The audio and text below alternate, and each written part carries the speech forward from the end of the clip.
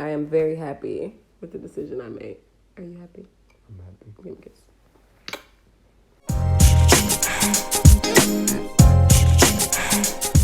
Hey people, what's up? I'm Tina. And I'm James. And it's our 5th wedding anniversary. 5 years. Oh, that's true. 5 years. 5 and things. In this thing. And we wanted to do a video for you guys today where we share 5 tips from both of us. Did I say that right? Of 5 things we each wish we knew before we got married. You want to go first? Ladies first.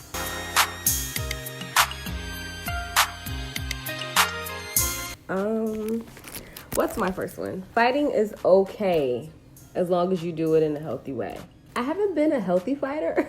A little loud. My bad. Thought I heard something funny. I haven't been a healthy fighter for the majority of my life. Probably still not a healthy fighter most days. But by healthy, I mean, no screaming matches, no tuning the other person out. It's not even really considered fighting at that point. More of a disagreement or like a constructive conversation where one person is talking, the other person is listening and hearing the other person's perspective. She's struggling to say all of this because she doesn't live what she's talking about right now. But continue. I'm sorry. I do listen to you. It's your turn. I do listen to you. And you listen to that person and you take in their perspective and you try to put yourself in their shoes and you try to actually understand where they're coming from and validate their feelings before you respond. I don't do any of that before I respond. But that's how you should fight. Yeah. I'm learning. I'm getting better, right? The objective of this video is to do as you're told. Even if the person who's giving the message doesn't do what they're telling you. But yes, she's getting better. But she's been a horrible fighter. How you gonna do me like this in front of my people? I just want the people to know who they're really dealing with here. And yeah. Fine. So that was your number one. That was a good one. I like that one. Number one for me, get on the same page about finances and budgeting before you get married. I don't know. Attacked already. Definitely wasn't a shot fired there. I think all the statistics show the number of people who get divorced over finances, or have arguments and fights over finances. So I think it's important to get on the same page, have conversations with your partner or whoever it might be, significant other, to talk about that, how you guys are planning different things out to, help put you in a place where it won't be such a big thing or an argument once you get to a point of actually being married. And if your partner or your significant other isn't, good about finances or budgeting, you take that upon yourself to figure out how to bring them along so that they can be at the same place you are with it too. And just so you know, this hits home because she didn't know a goddamn thing about money coming into this relationship. I didn't. I told y'all that though. I put my own self out there first. So this shouldn't come as a shock to anybody, but there's life after ruining your finances. That's a fact.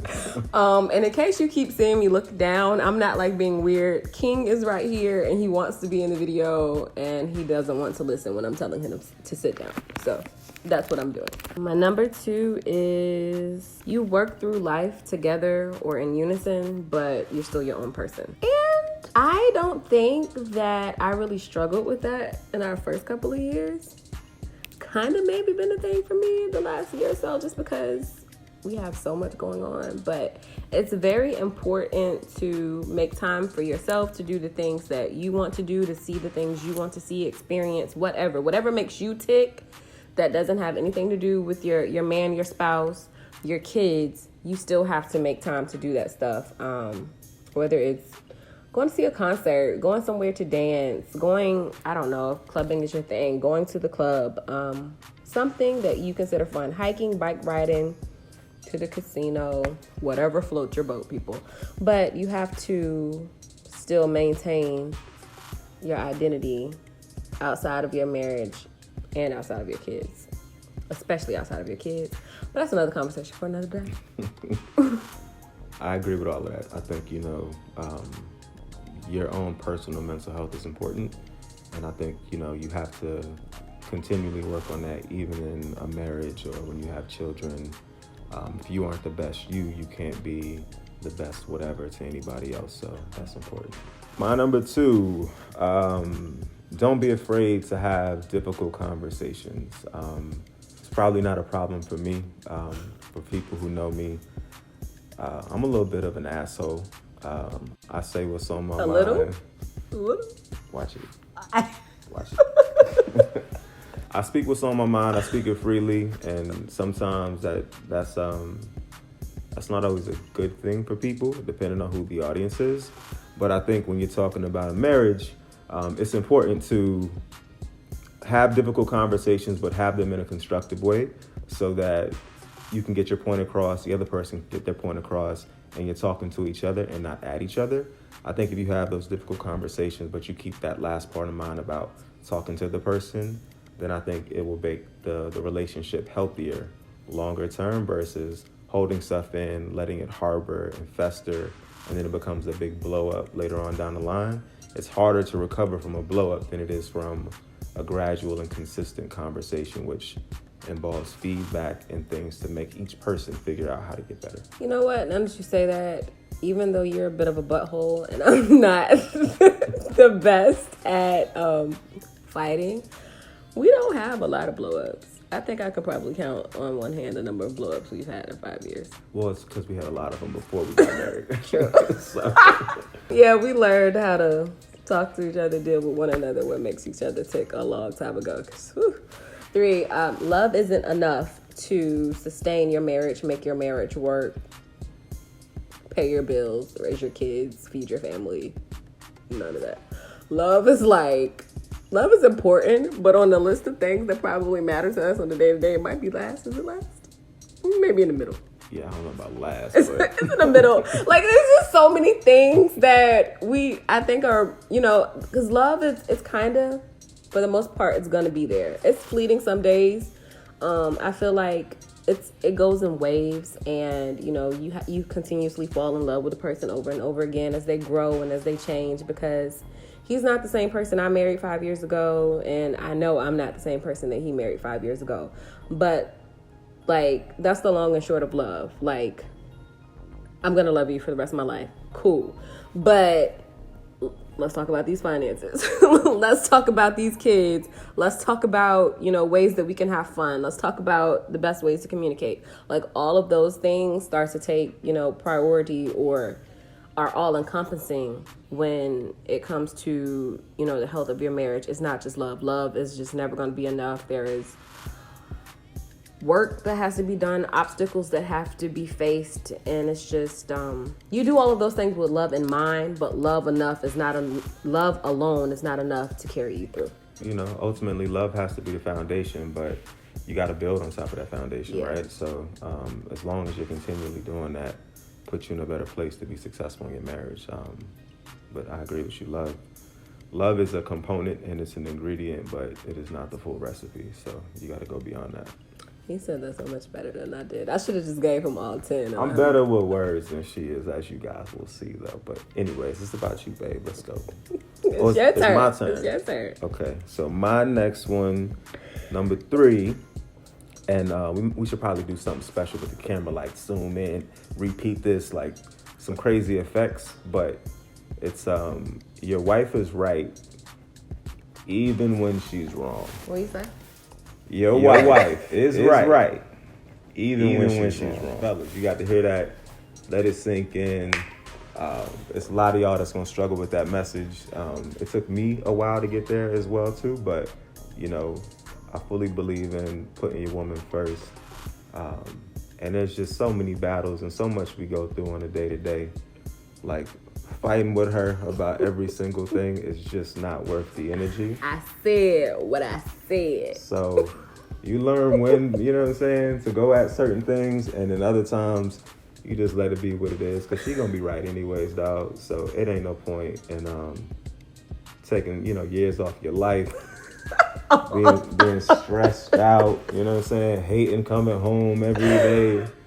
You just got to know when to call it, say enough is enough. And ultimately, if you have a good woman, she's not going to lead you astray anyway. So roll with what she's talking about, man, and y'all figure it out from there. And I'm sure you can agree with everything I just said. True. Wait a minute, pause.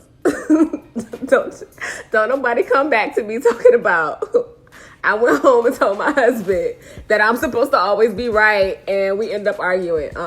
It's not my battle. Oh yeah, disclaimer, we are not responsible for any issues that these things may cause in your relationship. You responsible for your relationship. Let's see, number four. You can't change or fix your spouse.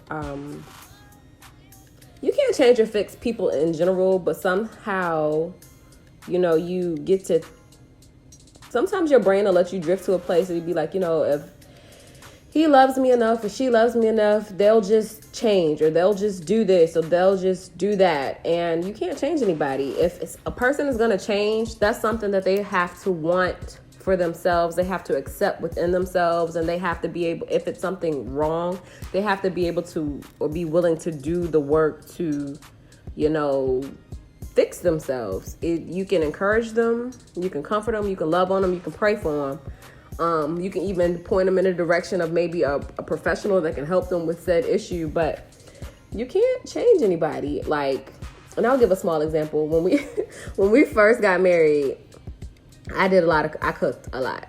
We only had one kid. I cooked a lot. And as we kept having all these kids, I started cooking less and less and less. And he hated it. But he really didn't, he complained about it, but not necessarily offered a solution all the time.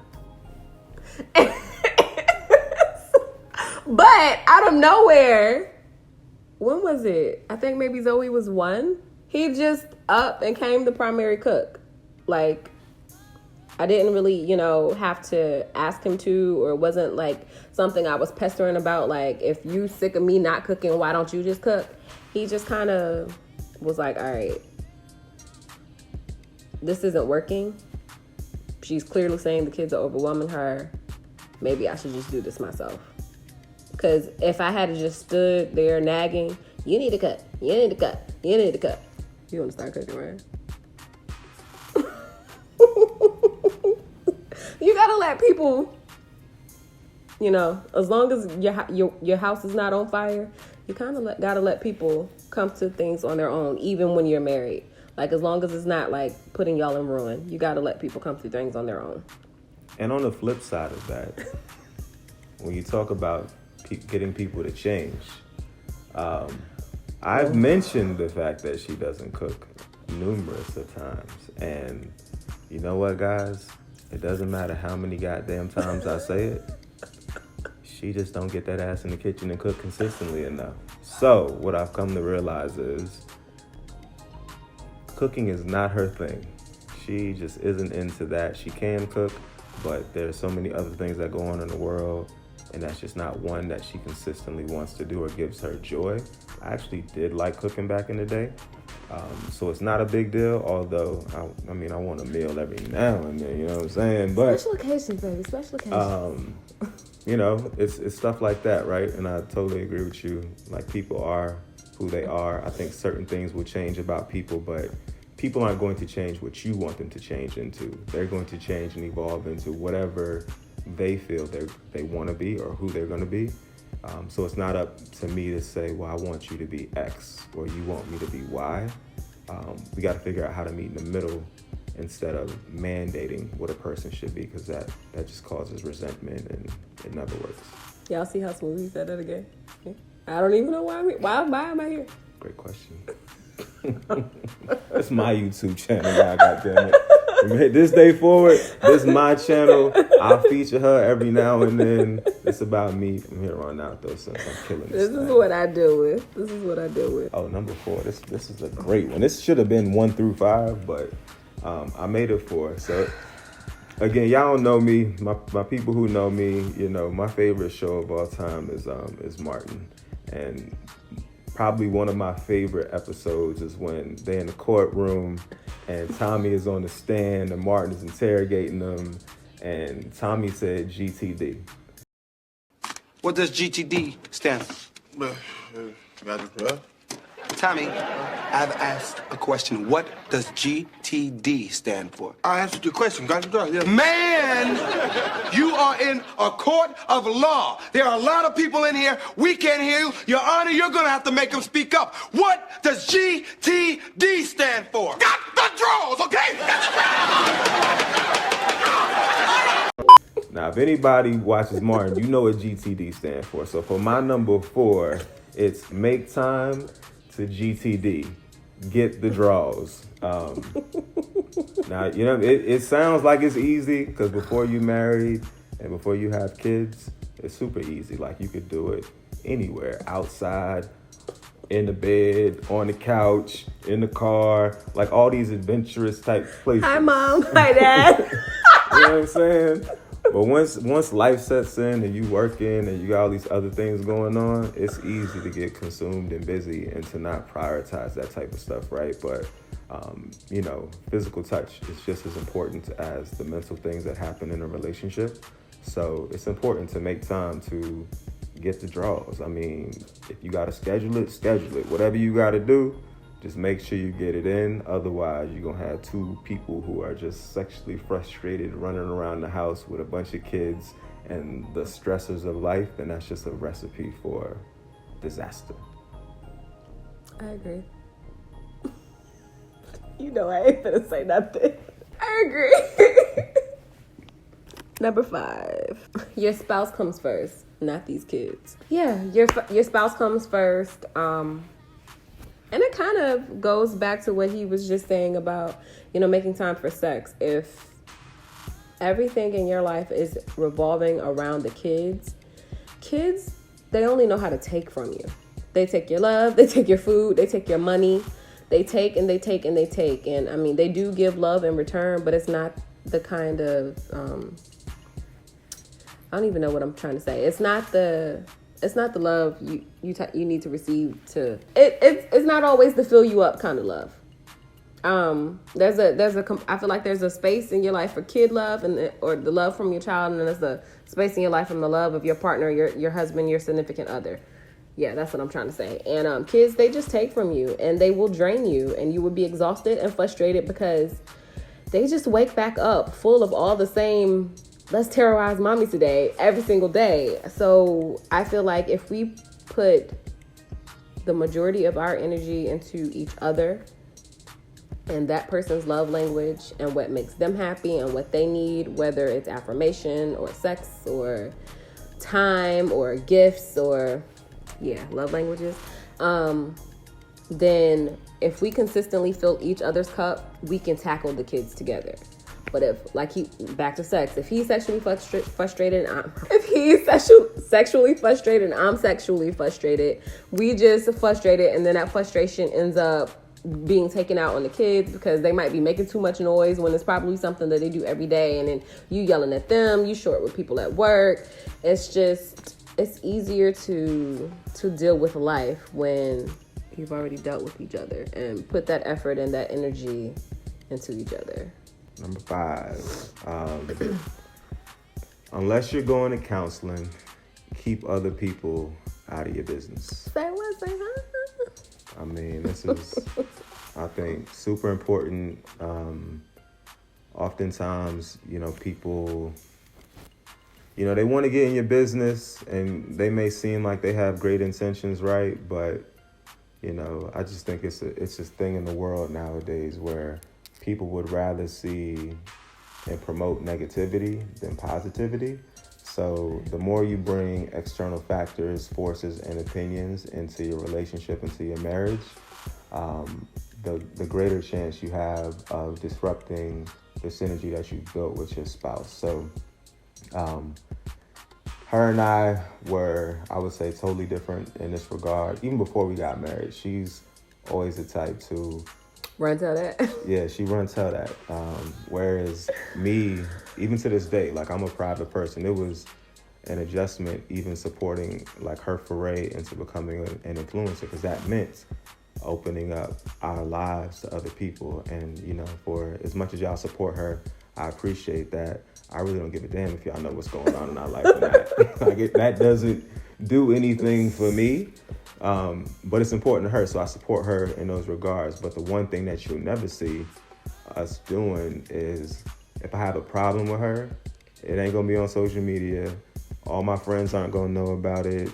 You know what I'm saying? My family they're not gonna be all in the mix of it. Like, we bring it to each other versus allowing other people to come and cloud our situation. I think that's important, because like I said, as much as people may act like they want to see you happy, they ass is that when you tell them your problems, they going right back home and they talking about you and they laughing about you and they making fun of, like, oh, they thought they was all that, and look, they going through blah blah blah blah blah. Well, guess what, motherfuckers, y'all ain't gonna never know when we going through something. You keep cussing these people out, cause we ain't never gonna tell you. You know what I mean? Because you can't fix it, so you don't need to know. But nah, keep everybody out your business, man. It's your business. Deal with it with each other, because at the end of the day, you two married each other, and you owe it to each other to figure it out collectively. I'll piggyback on that, because I've kind of talked. I think I've mentioned it on maybe Instagram and Facebook a time or two, but that's a lesson we learned the hard way back when we were dating. Mostly my fault, but Facts.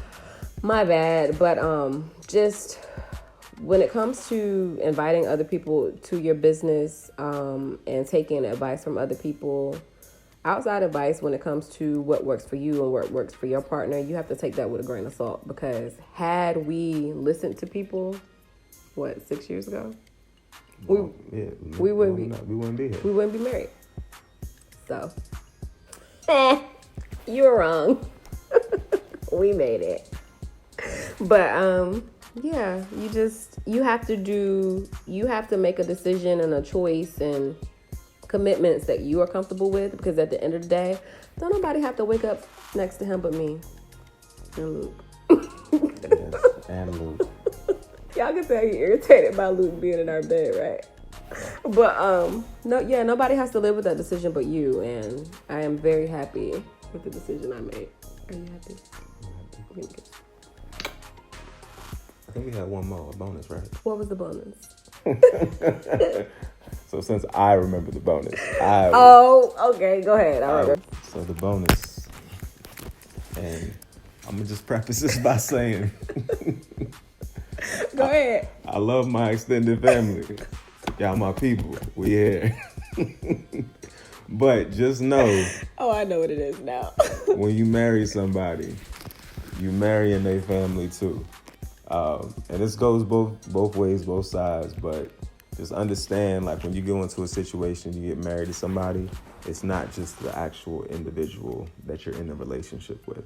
Like, you're marrying their family. So good, bad, ugly, or indifferent, whatever comes with that, if they got a crazy ass auntie, uncle, mama, whomever, that's now your family too.